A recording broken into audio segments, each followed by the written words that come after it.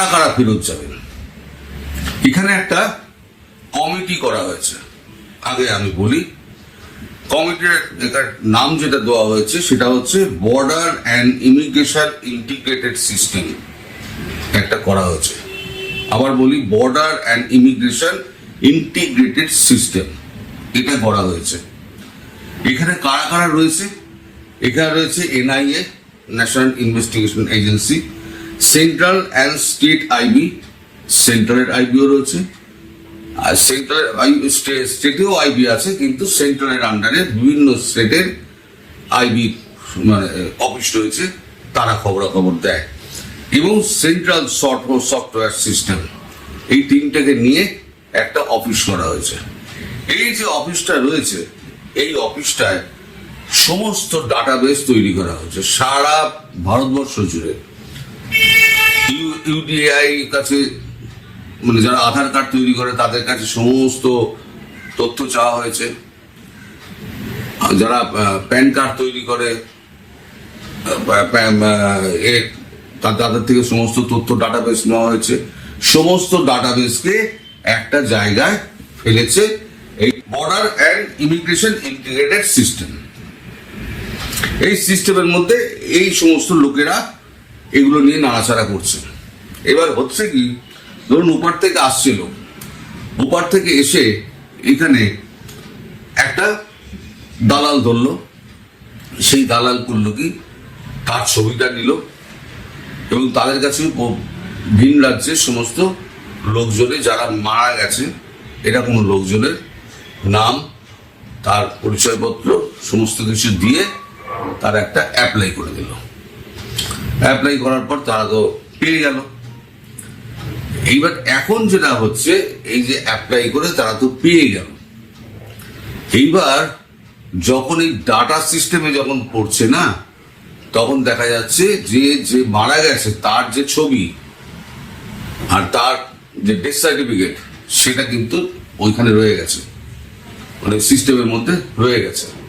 আর এখানে যে এটা দেখা যাচ্ছে, নতুন এটা দেখা যাচ্ছে প্যান কার্ডটা আর আধার কার্ড, সেখানে ছবি উল্টো। এবার তাদেরকে আইডেন্টিফাই করে করে করে করে করে করে ধরা হচ্ছে। এই জিনিসগুলো জোগাড় হলো কি করে? এই যারা দালাল আছে না, প্রথমে দালালগুলোকে ধরা হয়েছে।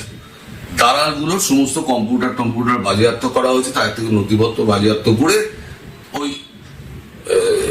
সিস্টেম, ইন্টিগ্রেটেড সিস্টেম, তারা ওখানে নিয়ে গিয়ে সমস্ত তথ্য তার সঙ্গে যাচাই করছে। গরমিল হলে তাদেরকে একদম ধরে ধরে রিপোর্ট করছে, বা আমরা বাংলাদেশে যেই বলুন পুশিং করছে। এইবার ব্যাপারটা হচ্ছে, সবাইকে তো রিপোর্ট করবে না, কোন সাল ফালের ব্যাপার নেই। এখানে আর একটা জিনিস যেটা দেখা হচ্ছে, আপনার যাদের প্রতি সন্দেহ হচ্ছে তাদের সমস্ত সোশ্যাল মিডিয়া তাদেরকে চেক করা হচ্ছে। তাদের কোনো ইউটিউব অ্যাকাউন্ট থাকলে ইউটিউব অ্যাকাউন্ট চেক করা হচ্ছে, কোনো ফেসবুক অ্যাকাউন্ট থাকলে ফেসবুক অ্যাকাউন্ট চেক করা হচ্ছে, মানে এক্স হ্যান্ডেল যদি থাকে, যেটা প্রাক্তন টুইটার ছিল, সেটা চেক করা হচ্ছে, ইনস্টাগ্রাম চেক করা হচ্ছে। চেক করে দেখা হচ্ছে যে ভারতবর্ষ সম্পর্কে কোনো রকম কটূক্তি বা বক্রোক্তি বা ভারতবর্ষ সম্পর্কে কোনো রকম কুমন্তব্য সেখানে করা হয়েছে কিনা। দীর্ঘদিনের সমস্ত ইতিহাস সমস্ত চেয়ে পাঠানো হয়েছে ফেসবুক এই কোম্পানিগুলোর কাছ থেকে। সব কিছু নিয়ে এখন তথ্য ঘেটে এবার দেখা যাচ্ছে যারা এই সমস্ত কটূক্তি, বক্রোক্তি এবং মানে উস্কানিমূলক মন্তব্য করেছেন তাদেরকেই বেছে বেছে ধরা হচ্ছে। তার মানে এই নয় যে যারা এখানে রয়েছেন এবং শিক্ষিত মানুষ, এখানে পড়াশোনা করেছেন, 71 সালের পরেও তো প্রচুর লোক এসছেন, তারা এখানে শিক্ষা দীক্ষা নিয়ে তারা তো চাকরি বাকরি করছে, তাদের এখানে ঘর সংসার রয়েছে। ভারত সবই জানতো, এতদিন কিছুই বলেনি। ঠিক আছে, করে খাচ্ছে, করে খাক, ওখানে বাংলাদেশের জনসংখ্যা বেড়ে যাবে, ছোট রাষ্ট্র ঘিঞ্জি হয়ে যাবে, আসছে আমাদের দেশে আসুক। কিন্তু এখন যে অবস্থা হয়েছে, ভারতবর্ষ বাংলাদেশকে আর সহ্য করতে পারছে না। বাংলাদেশি যারা অবৈধ আছে তাদেরকে ধরে ধরে ধরে ধরে এরকম ফেরত পাঠানোর ব্যবস্থা হচ্ছে। এবার ধরা পড়ছে কারা?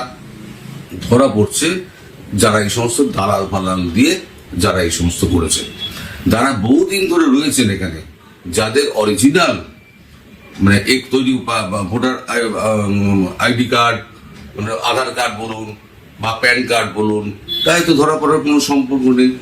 যদিও তাদের থাকে, যদি আইডেন্টিফাই হয়, তাহলে পরে তাদের ওই ফেসবুক অ্যাকাউন্ট যেগুলো আছে সেগুলোকে সমস্ত আপনার চেক করা হচ্ছে।